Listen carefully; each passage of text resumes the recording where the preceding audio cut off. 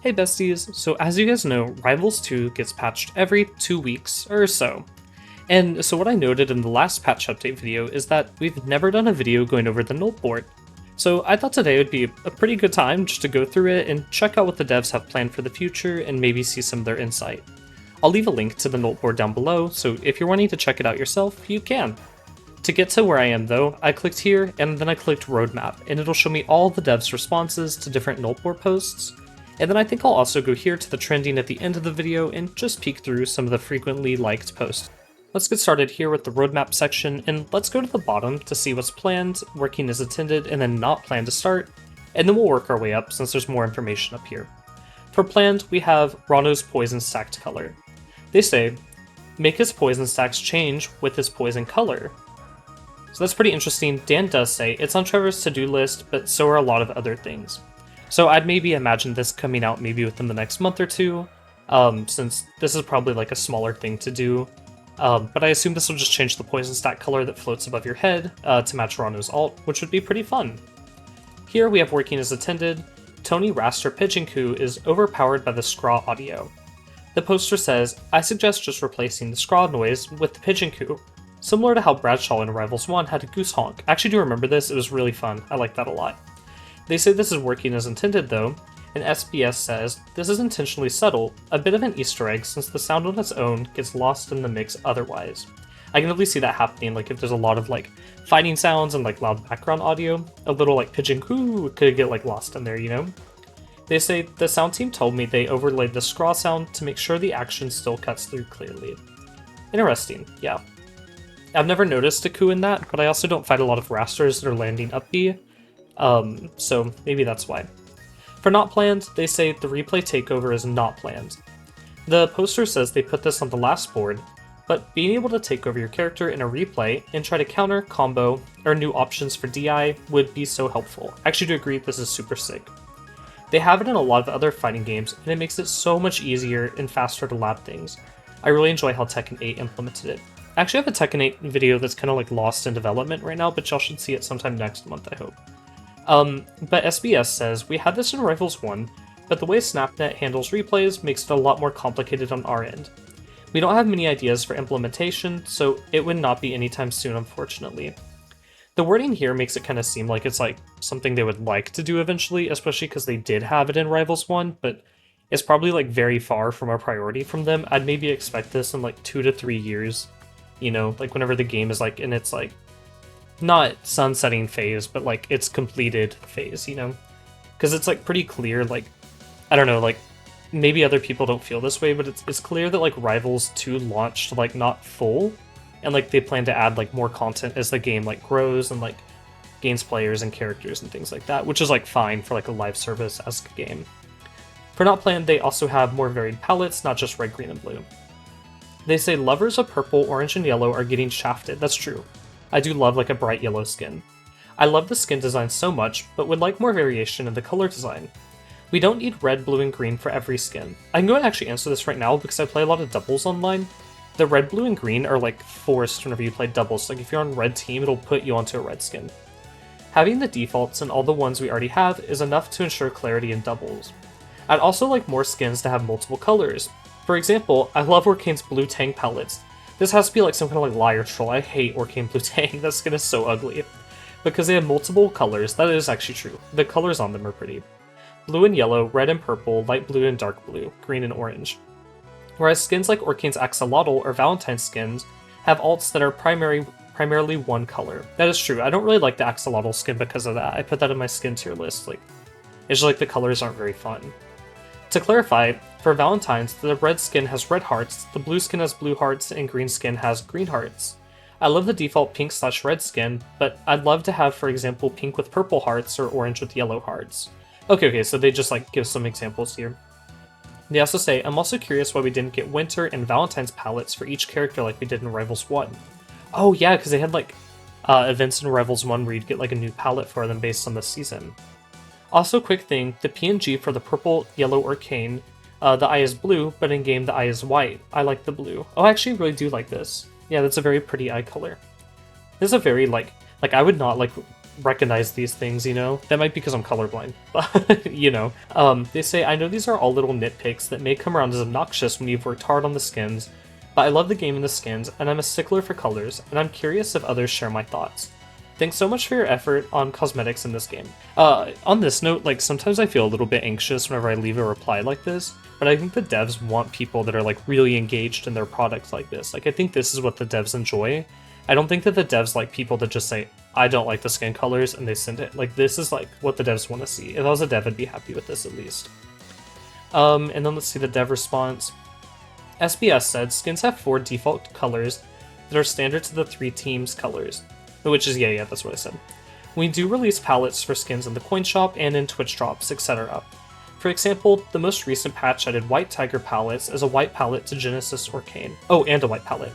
Yeah, so I assume that, like, we'll be getting more skin, like, colors over time. I kind of hope to see them ramp that up, because it's like, if you don't play the tiger skins, you know, or a character with a tiger skin, you wouldn't have gotten a new palette, you know? So I'm hoping they put out, like, 4 or 5 different palettes maybe every month alongside the other skins, because I think that'd be really cool. Hey there, just hopping in here to remind you that our sticker giveaway is ending super soon. We're giving away stickers to community members to say thank you for using the last stock code in-game, and for commenting, liking, and subscribing to videos, as well as participating in our online weekly events. If you want, leave a comment on this video to make sure that you get a chance to enter into the giveaway. We'll be giving away 3 sets of these stickers, and if you win, I'll comment and let you know how I can get them to you. Thanks so much for being a part of the community, and let's get back to the Nolt board. Next up, we're at Trials should give a tiny bit of EXP. I actually do agree on that. I played a trial earlier today and it didn't give me anything.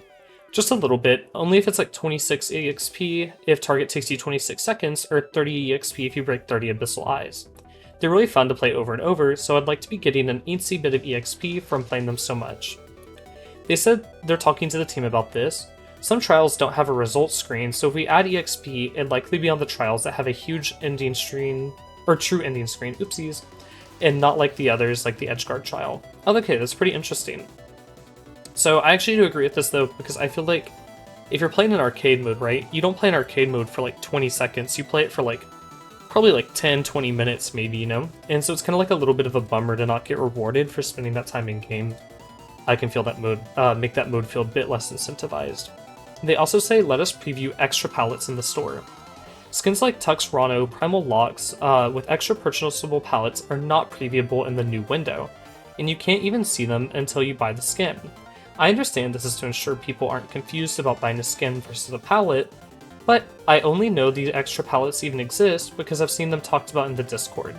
There's 0 ways to know if a skin will have extra purchasable palettes inside the game, and in some cases having your special color would sway someone in copying the skin or not. SBS says that they brought this up with the team, and it's a reasonable request with a few hurdles, given that additional palettes come from different places like Twitch drops or coins shop, etc. I hope they just, like, what they could do is, like, where they have the palette, you know, it, like, shows the 4 different ones, they could maybe, like, have extra ones off to the side, but then, like, have, like, a lock icon on them or something to, like, show that they're, like, not coming with the actual skin. They say add whiff lag, and this is actually in discussing options, which is very interesting. They said, it was brought up that you guys would test it internally, has there been any updates since? Really good question. SBS says, we've been discussing options for it as recently as Genesis, and we've had a bit of back and forth on the topic. That's very interesting, because in the past their responses were like, no, like we're not looking into this. I'm curious what the commenters say here. They say, agree, a lot of moves are unpunishable for casual players like me, in dumb situations, but it's 0%, I hit an opponent and he can punish me without CC. Why? I landed a hit. This player says, something like punish counter from Street Fighter would be cool too if you don't want to make whiff lag feel weird. I don't know what this is because I haven't played a bunch of Street Fighter titles. I've only played like 5 and 6 and 2. Very casually as well. So if that's in those games, don't come for me in the comments. But you should comment. And then Pro G says, this would be interesting, adding more hit stun for punish counter. Yeah, okay. I will say, I think that one thing that I said in the past was if you could cancel certain moves on hit, right? So like, let's say if you land Arcane down air, right, and then you can cancel that into grab, like you can cancel your like landing lag or something like that, right? So now it's like, okay, like down air connects into grab and that's like your true combo. Like not necessarily, like that would be kind of broken and crazy, but you know what I mean? Like it's like, You don't have to add like with lag, but you could like let you cancel different things. I don't know, there's a lot of options they have. In progress, they say Edgeguard versus Crag. When he pillars, it counts as he got back to stage. Oh, okay, so this is just for the arcade mode. For the plans section, they say make Forsberg's other victory line louder. I've actually noticed this was a problem. They say when Forsberg wins, he's all like, this is the only path. He says it so quietly. You wouldn't even know that he ever said the only one path compared to the rest of the voice lines for other characters. That line specifically is just really, really quiet. With the volume maxed on 100, every line can be heard from over the victory theme except that one. Which is a shame because Forsberg sounds awesome. Like a cool uncle or something. I don't know if I would say this. I don't have an uncle that's like Forsberg, but if you have an uncle like Forsberg, I'm sure he's awesome. SBS said, this one is going to be fixed on our next patch. Awesome, great to hear. We're revamping victory sequences as a whole. I wonder if this means like you'll be able to like skip the victory animations, because I know they are kind of long compared to a game like Smash Bros or like a traditional fighting game. I kind of hope like it's like if both players press start, it just like skips it, you know? I think that'd be cool. Add an option for hiding ELO, I'm really into this. Implement an option in the settings for added features of this mod, and they link the mod. 1 for 1. This mod's functionality was perfect. I know normally this would like take UI changes for like an official release, more than what the mod would share. But SBS says, this feature is in our pipeline, though we don't have an exact timeline on it yet, as it is related to some of our UI reworks. The new CSS means we're at a spot where it can be likely done soon. That's awesome to hear, so probably like next 2 to 3 months, possibly. I actually really do like this. I was just in the Discord VC literally like 30 minutes ago, and everyone in the VC was like saying how it's like, we all like to play ranked because you get like players within your skill tier more than you do in casual, right? Because there's like a tighter MMR system. However, it's like, it really sucks to see your number go down if you want to play secondaries, right? So then you're stuck playing secondaries and casual against someone who's like a lot better than you or a lot worse. And I feel like if I could be like, okay, I'm gonna queue ranked and with my secondary, right, and just turn off the number so I don't get bummed, right? Because it's like, I could just go my main and then work back to wherever I was, you know? But if I could turn the number off, I think it'd feel a lot less punishing to play my secondary. I mean, I know like behind the scenes it would still be punishing, but it wouldn't be a big issue. Here's the mod though if anyone wants to check it out. I don't think I'll link the mod below. Or actually, I can. Why wouldn't I? Yeah, so this will be linked down below if you want to check it out and see the mod. There's a lot of really fun mods on Game Banana, but I don't know how the devs feel about them, so I haven't done a video on them yet. I might in the future though. This player says more Uncle Punch style training scenarios. They say beating the same drum again. More structured, deliberate, guided training scenarios are needed. I know the devs want to add stuff like this. Well, duh, yeah, because it's in the plan section. They say the new trials section included in 1.1.3 is the start to this, but I want to advocate for the addition of more of these trials. The current options of edge guarding training, eye break, helps players practice more complex scenarios of actions that are needed when playing.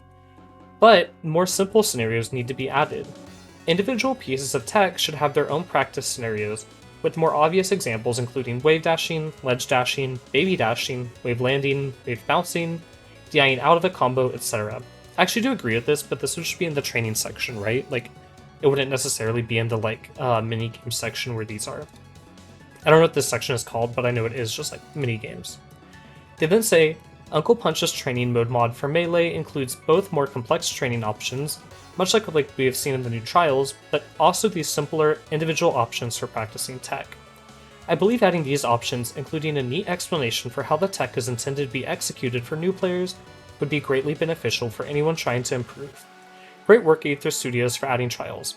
I will say, Melee is like a lot like more difficult of a game to like pick up and play than Rivals 2 is, just like tech-wise. Or like input demand wise. So I do think that like this mode is needed for Rivals 2, but like whenever I play Melee, I'm super lost, and whenever I picked up Rivals 2, it wasn't like so scary. The devs though said, we have more trials in the works. So I do assume like they have more trials as well as like the tutorials that they've already like teased and like talked about since they've added like the lower level tutorials already. Next up, we have Q2v2 with both players offline. I've actually talked about this one before. I play offline with my friend a lot, and we don't always want to like fight each other. Sometimes we do want to play 2v2. 2 players, 1 setup. That way I can have a friend come over and we don't have to have 2 PCs, just one. This would be super awesome. And SBS says, this feature is planned, but requires some other work first, so I'd also assume this would come out within maybe the next few months. I'm really looking forward to this option though, because like, let's say if I do play with the same friend offline a lot, right, it's like, I don't want to always play the same matchup against the same player, and maybe playing 2v2 with them would help mix that up. Then they also say, hide Forestburn's shadow while he's in the travel for up special. Title, as you can see in the example clip here, as you see, Forestburn teleports into the smoke, but the shadow follows his path, meaning that the Forestburn's deceptive play could be read and counterattacked when it otherwise wouldn't be. I've never noticed this before. I'm not going to watch the clip, but I will believe them. They say, that's pretty funny lol, but yes, that's something that is on our list.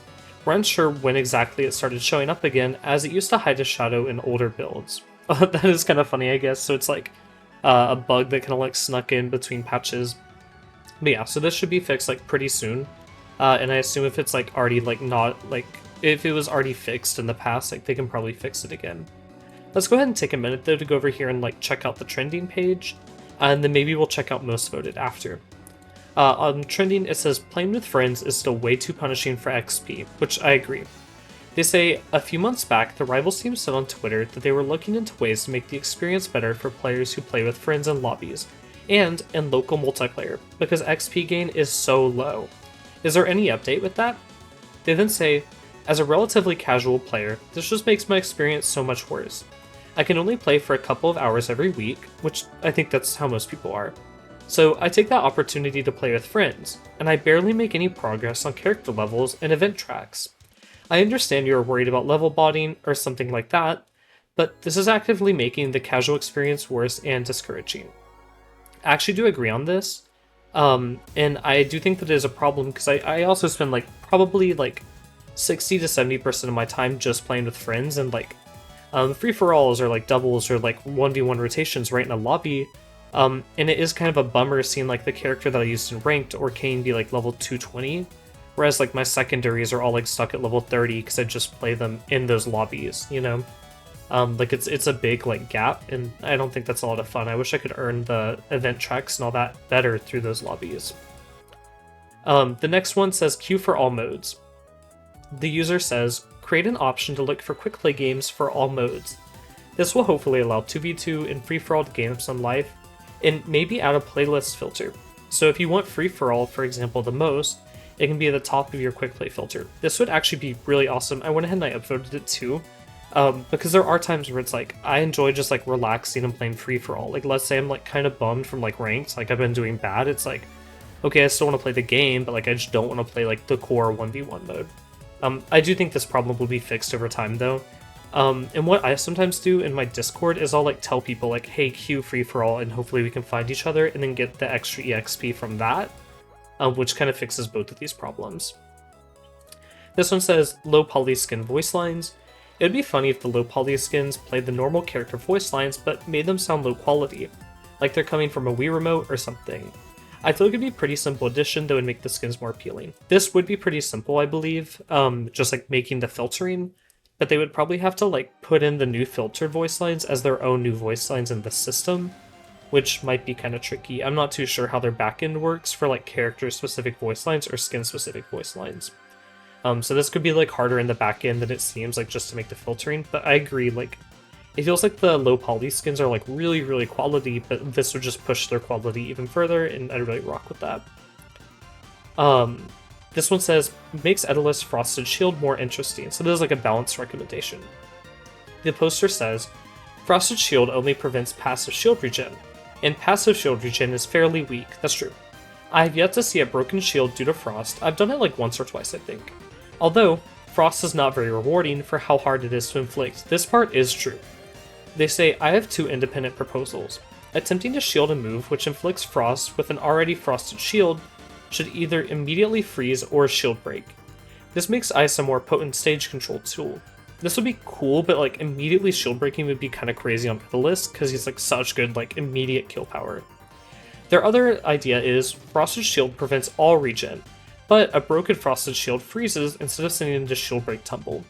Preventing all regen is far too punishing because of the reward for shield break. So given Frosted Shield Break a smaller reward in exchange of a much higher frequency. I actually really do like this option. One problem though is I feel like freezing opponents is like not very good. Like I feel like I'd rather put someone in Rano's bubble than I would in Edelis's ice, and it's a lot easier to get someone into Rano's bubble, you know? So I kind of hope to see them make the change where like after Rano's bubble pops, the person in the bubble is like stunned for 10 frames, right? So that means that like Rano or the opponent, right, has time to hit whoever was in the bubble and like actually give them real knockback if they time it right. And with Edelis, it's like whenever the ice like thaws out, the opponent can immediately like tech roll or pick a defensive option and just dodge whatever like Edelis's like charged option was, and then Edelis gets no reward. I'm not sure if that would be a good change to change how like the freeze works, like what I was talking about, but I think that this here would definitely be like pretty cool and mix up like the freeze mechanic a good bit. I'm gonna go ahead and click on the most voted though, and see what they have. So we've already seen these. These are all the ones we've seen. This one's character-specific ranks. They say, hello, I know you're deliberating on universal versus character-specific ranks with a tendency towards the former, but I'd like to share my vote and recent experience. I'm trying to learn Crag, and since for whatever reason, casual matches right now are giving me very beginner players. As I was saying earlier, the casual MMR is like a lot less strict than ranked, so you can get people way outside of your normal like range. They then say, I decided that I would take it on ranked instead. This went very poorly for me, and tanked the progress of my other character. Should I choose to switch back? People play at different levels for different characters, and a solution is to give them ranks accordingly. I don't want to drop my ranks so heavily if I don't have to, but I also want to find skill-based opponents fit for me to learn from. Thanks. I actually do agree with this, however the one problem that the devs have said in the past is that, let's say if you're like a master's level Rano, right? And you've only played Rano on ranked, and someone new logs on and you decide to play, let's say, Crag, right? You play Crag that day. And suddenly it's this new player who's never played a plat fighter before, fighting a master ranked player who's just on a different character. I think a good solution to this is like, let's say if you're in Platinum, right? Like, and you're in Platinum with Rano, right? Then I would maybe start the Crag player, like start them at gold, right? It's like, that would keep people from like smurfing on like different characters or just like trolling lower level queues, while also giving people like a way to play like secondaries and other characters without like tanking their main character's progress. Yeah, I think this is really cool. I'm gonna give it a quick upvote. Yeah, okay, it upvoted. I wasn't sure if it would. Let's see. Parrying Clarin should remove her no fun zone. This one's kind of interesting. Parry is a healthy way to interact with other characters' mechanics. Parrying Loxodont removes his magma, parrying Forest Burn removes smokestacks, and parrying Edelis removes the Ice Shield debuff. There may be other character interactions that I'm missing, but the point is that there's precedence for this idea. This change specifically allows Fleet to interact with characters' no fun zone to make her tools slightly more usable. As the matchup currently stands, Fleet can't side me on the ground or in the air, since Clarin can just jump into the mid-air tornado and just press down B. I kind of do agree with this. Like, I think it would be more interesting, right? But at the same time, I feel like no fun zone isn't something that I see get used a lot, and I play Arcane. So maybe it's just the Clarins that I'm fighting at my elo, up to like parry instead. But yeah. I think this would be like a pretty cool and interesting change, and maybe they can make the change for like a month, and then if it doesn't work out, revert it, you know? I do want to see more experimental changes like this, though, make their way to like the live game. Also, I do like that the community just like calls it no fun zone now, because in the past they didn't. You know, just call it like the counter like field or whatever, at least within my group. But I think no fun zone is like such a charming name, you know? Let's look at one more. Olympia pre-release moveset videos. The YouTube shorts and moveset videos highlighting character moves were a great idea, and got people excited about characters' kits before they release. These were noticeably missing for Edelis's release. Yeah, there was a month between Edelis's reveal. I was gonna say, oh, well, like, he got revealed so close to launch, but there was about a month. If you have the time and manpower available, I would suggest having similar shorts for one move at a time, or a long-form moveset walkthrough video made for Olympia. It will drive excitement and engagement before her release. If the team is a little short-handed for that, completely understandable, but if not, I would love to see this. I would like to see this too, because even though I am like a content creator for the game, right? My video breaking down Olympia's kit, I got a few things wrong, right? Like they changed how her down B is animated, and I thought it was like an alternate side B, which like looking back I feel really, really dumb about. And also because like it had been like 6 or 7 months since I've like seen her played in Rivals 1, because I just haven't played Rivals 1 since 2 came out that often. So yeah, this would actually be really cool, and I think it'd be a great resource for the community, and especially for like casual players, you know? Because I don't imagine that many casual players are watching my video. But if you are casual, hi! Welcome to the channel. But with that being said, I'm going to scroll through these really quickly. Yeah, these all look like ones that we've gone over. This one actually caught my eye, so we'll do this one as our last one. They say refresh the coin shop option for a price. With more items being brought into the game, including new palettes for skins, the shop size has remained the same. I was wondering to compensate this if there's a refresh coin shop option where you pay a certain amount of coins, let's say 500, and it'll refresh the stock it's selling, but keeps the cooldown before the daily refresh.